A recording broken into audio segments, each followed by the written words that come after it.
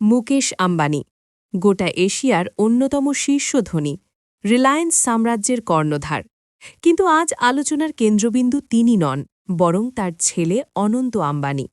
পশুপ্রেমের কথা বলে যিনি তৈরি করেছিলেন এক বিশাল ব্যক্তিগত চিড়িয়াখানা, যার নাম বনতার। গুজরাটের বিস্তীর্ণ এলাকা জুড়ে গড়ে তোলা এই বনতারকে বলা হতো ছোটখাটো একটি বন। বলা হচ্ছিল প্রকৃতি ও প্রাণীদের সুরক্ষার জন্যই এই উদ্যোগ। কিন্তু বনতার সম্পর্কে যত তথ্য সামনে আসতে শুরু করেছে, ততই প্রশ্নের সংখ্যা বেড়েছে।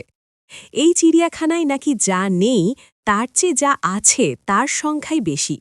সরকারি নথি ও বিভিন্ন সূত্র অনুযায়ী সেখানে রয়েছে ২০০টিরও বেশি হাতি, প্রায় ৫০টি ভাল্লুক, ১.৫ শতাধিক বাঘ, প্রায় ২০০টি সিংহ, ২৫০টি চিতাবাঘ এবং প্রায় ৯০০টি কুমির।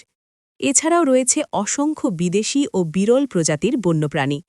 এত বিপুল সংখ্যক বন্যপ্রাণী এক ব্যক্তিগত চিড়িয়াখানায় কিভাবে এলো, সেই প্রশ্নই এখন ঘুরে ফেরা করছে সর্বত্র। এখান থেকেই শুরু হয় বিতর্ক।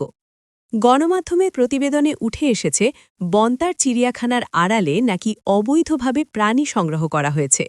শুধু তাই নয়, প্রাণীদের প্রতি নিষ্ঠুর আচরণের অভিযোগও সামনে এসেছে।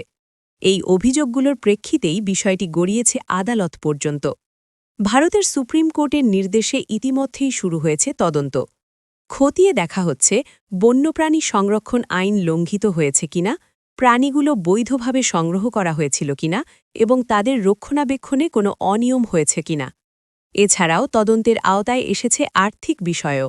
চিড়িয়াখানাটি ঘিরে আর্থিক কেলেঙ্কারি, তহবিলের অপব্যবহার এবং সম্ভাব্য অর্থ পাচারের অভিযোগও খতিয়ে দেখা হবে বলে জানা গেছে।